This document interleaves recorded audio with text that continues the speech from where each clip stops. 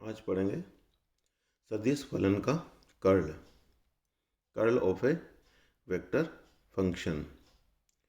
आप अदिश क्षेत्र और सदिश क्षेत्र पढ़ चुके हो, ठीक है।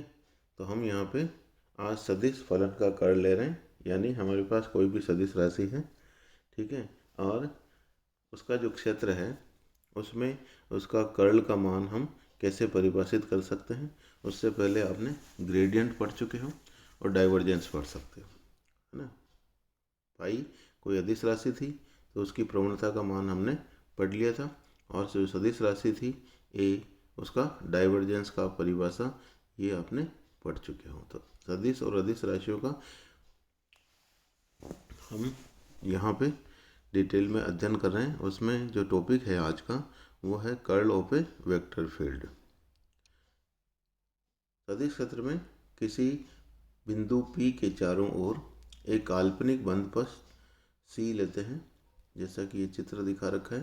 चित्र समझा देता हूँ आपको, जो कि 15 है। हमारे पास कोई भी ये बिंदु है, ठीक है, उसके चारों ओर हमने एक ये C ये लिखा हुआ है बंध पथ ले लिया आपने, और ये हमने एक आयताकार लिया है, ठीक है। आयता क्यों लिया, ताकि इसकी लंबाई हम अब आसानी से नाप सकें, ठीक है। और ऊपर की तरफ इससे बनने वाला जो क्षेत्रफल है ये DA, ठीक है, DA परिमाण को बता रहा है। लेकिन हम जब उसको वेक्टर लगा देंगे तो इससे बनने वाला जो पृष्ठ होगा उसके लंबवत, ठीक है ना, ये जो हमारा कागज है, यह जो पृष्ठ है, इसके दिशा में ऊपर की तरफ ये DA है, तो ये इसके चारों ओर है, 3 डायमेंशनल पिक्चर है। तो DA वेक्टर इस बनने वाले जो पृष्ठ है इसके लंबवत हो गया, DA वेक्टर इस तरह से, ठीक है। तो ये जो बंध पथ है C, बिंदु P जो है, P बिंदु ये यहाँ पे है, उसके चारों ओर है ये बंध पथ, और ये इसको हम C कह रहे हैं, ठीक है। तो वापस पढ़ता हूँ कि माना कि हमारे पास सदिश क्षेत्र है, उसमें किसी बिंदु P के चारों ओर एक काल्पनिक बंध पथ C ले रहे हैं, और बंध पथ C को असंख्य सूक्ष्म लंबाइयों यानी छोटे छोटे टुकड़ों से मिलकर बना मान सकते हैं, और उसके अल्पांशों में उसको विभाजित किया जा सकता है। और माना उनमें से किसी अल्पांश पर विस्थापन dl है, और इस अल्पांश की स्थिति पर सदिश फलन का मान कैपिटल A है, तो सदिश फलन A तथा dl का जो अदिश गुणनफल होगा उसको हम किस तरह से लिखेंगे, A डॉट dl लिखेंगे। सभी अल्पांशों के लिए सदिश विस्थापन dl तथा उन पर सदिश फलन A के अदिश गुणनफलों का योग संपूर्ण पथ पर सदिश फलन का रेखा समाकलन कहलाता है। और उसको हम इस तरह से इंटीग्रल A डॉट dl और इंटीग्रल के बीच में ऐसा लगा देते हैं, इसका मतलब है इस संपूर्ण जो बंध पथ है C उसके सापेक्ष है। तो इस तरह से कहने का मतलब है, अगर इसके छोटे छोटे मान ले लिए आपने, ये dl अल्पांश के, और उसके सापेक्ष A का जो मान है, अगर इसको हम इस तरह से बताएं, ये मैं यहाँ से ऊपर आपको कैलकुलेशन करता हूँ, इसके जैसे ये छोटा सा भाग है, इसके आपने छोटे छोटे ये इस तरह से टुकड़े कर दिए,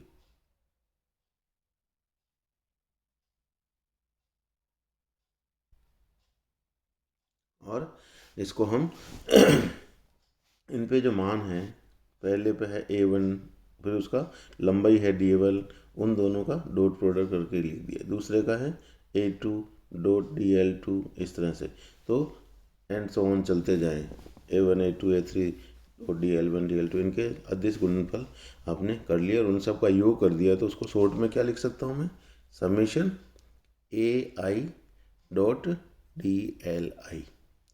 अब लिमिट क्या है यहाँ पे, dli टेंड्स टू 0, ये विस्थापन बहुत ही अल्पांश है। उस स्थिति में इस समेशन I और लिमिट dl टेंड्स टू 0 है, इसको हम इंटीग्रेशन में लिख सकते हैं, और ये AI dli था, वो A डॉट dl करके इस पर आप समेशन को इंटीग्रेशन बदल गया, और बंध पथ है C के सापेक्ष ले रहे हैं, तो इसको हम बंध पथ को समाकलन के बीच में गोला बना देते हैं, वो बंध पथ को बताता है कि C पथ है। इस तरह से ये जो नोटेशन है आपको समझ में आ जाना चाहिए कि सदिश फलन का इस बंद पथ, नीचे समाकलन के आगे सी लिखा हुआ है, ठीक है ना, सी के सापेक्ष रेखा समाकलन हम क्या लिखेंगे, ए डॉट डी एल इंटीग्रेशन, इस तरह से हम बताएंगे। तो सदिश फलन के बंद पथ पर रेखा समाकलन को प्राय परिसंचरण नाम से भी व्यक्त करते हैं। ये बीच में ये लगा रखा है, ये परिसंचलन को बता रहा है। रेखा समाकलन बंद पथ सी के द्वारा परिबद्ध पृष्ठ तल के अभिविन्यास पर निर्भर करता है। यदि बंद पथ द्वारा परिबद्ध पृष्ठ तल को इस प्रकार रखा जाता है कि रेखा समाकलन या परिसंचरण का मान अधिकतम हो, तो इस स्थिति में उपरोक्त रेखा समाकलन तथा पथ द्वारा परिबद्ध क्षेत्र के अनुपात का सीमांत मान जब क्षेत्रफल शून्य के निकट हो, क्षेत्रफल अल्पांश की स्थिति पर परिणाम में सदिश क्षेत्र का कर्ल कहलाता है। तो ये जो बोल्ड लेटर में लिखा हुआ है, सदिश क्षेत्र ए के कर्ल की परिभाषा है। वापस पढ़ता हूँ, क्या कह रहा है, रेखा समाकलन तथा पथ द्वारा परिबद्ध क्षेत्रफल के अनुपात का सीमांत मान जब क्षेत्रफल शून्य के निकट हो। तो इसका पहले वापस बताता हूँ कि ये जो रेखा समाकलन है, यानी बिंदु के चारों ओर जो आप पथ ले रहे हैं, उससे बनने वाला क्षेत्रफल शून्य होना चाहिए, लगभग शून्य होना चाहिए, यानी अल्पांश होना चाहिए। इसका मतलब ये है सीमांत मान हो, ठीक है। और क्षेत्रफल तब ये कह रहा है उसमें जो रेखा समाकलन आ रहा है इस बंद पथ के सापेक्ष ए डॉट डी एल, ये कह रहे हैं इसका अधिकतम मान है ना, क्या कह रहे हैं, इसका अधिकतम मान हो, और तब उसमें डी ए का भाग दे दें, ठीक है, तो वो सदिश क्षेत्र का कर्ल कहलाता है। अब यहाँ पे इस सूत्र को मैं डिटेल में देखता हूँ कि कर्ल ए की परिभाषा जो है वो क्या है। बंद पथ सी के सापेक्ष रेखा समाकलन को आपने गामा कह दिया और उसके अधिकतम मान को गामा मैक्सिमम लिख दिया और उससे बनने वाले क्षेत्रफल को डी ए लिख दिया। तो एक तरह से कर्ल ए एक सदिश राशि है, पहली बात है। तो हम सबसे पहले उसका परिमाण बता रहे हैं, इसलिए दोनों तरफ आपने ये लाइन खींच दी। तो ये जो मान है वो क्या बता रहा है, लेफ्ट सदिश क्षेत्र ए के कर्ल का परिमाण बता रहा है, और परिमाण दो राशियों का अनुपात हो गया, और वो हो गया gamma maximum upon D A. लेकिन उसमें कंडीशन है limit D A tends to 0। तो हमें यह पहले परिभाषित करना होगा कि जिस बिंदु P के चारों ओर हम जो बंद पथ ले रहे हैं उनसे बनने वाला जो क्षेत्रफल है डी ए वो अल्पांश है, यानी डी ए टेंस टू 0। सबसे पहली बात तो ये है, ठीक है।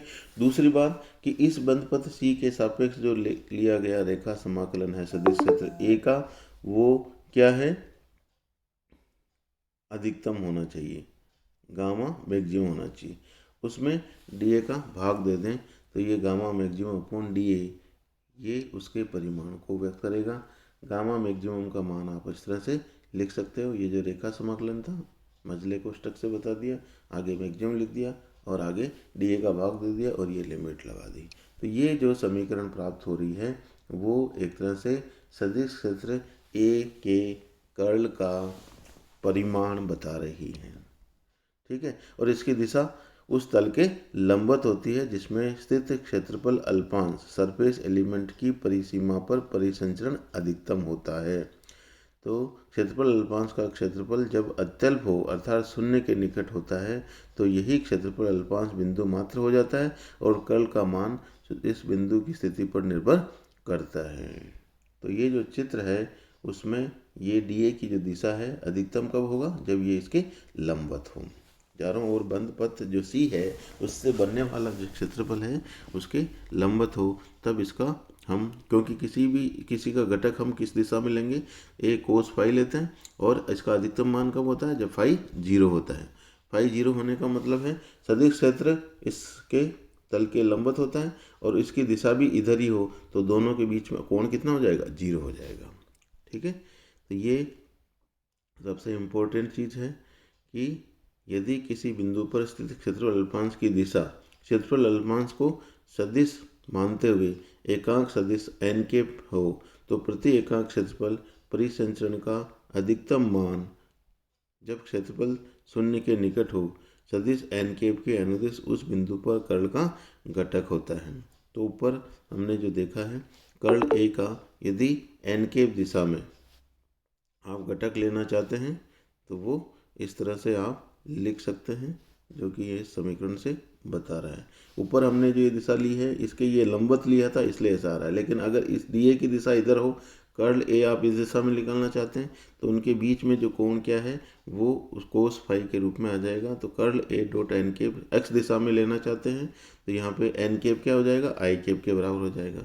वाई दिशा में लेना चाहते हैं तो ये हो जाएगा। तो ये जो परिमाण है वो इस तरह से limit D A tends to 1/DA A dot D L equal to curl A dot N cap आप देख सकते हैं इस सूत्र के द्वारा दिया जाएगा और ये परिमाण को व्यक्त कर रहा है। ऊपर आप चित्र भी देखें, ठीक है। तो यहाँ पर हमें इसके लंबवती लिया है इसलिए यहाँ पे डी ए और कर्ल ए की जो दिशा है वो सेम है, लेकिन अगर आप किसी दिशा में एक्स वाई जेड दिशा में घटक लेंगे तब हम उसको कर्ल ए का जो मान है उसको आई कैप तो एक्स दिशा में हो जाएगा, curl A dot J cap लिखेंगे तो वाई दिशा में और के कैप लिखेंगे तो जेड दिशा में उसके घटक को परिभाषित कर सकते हैं।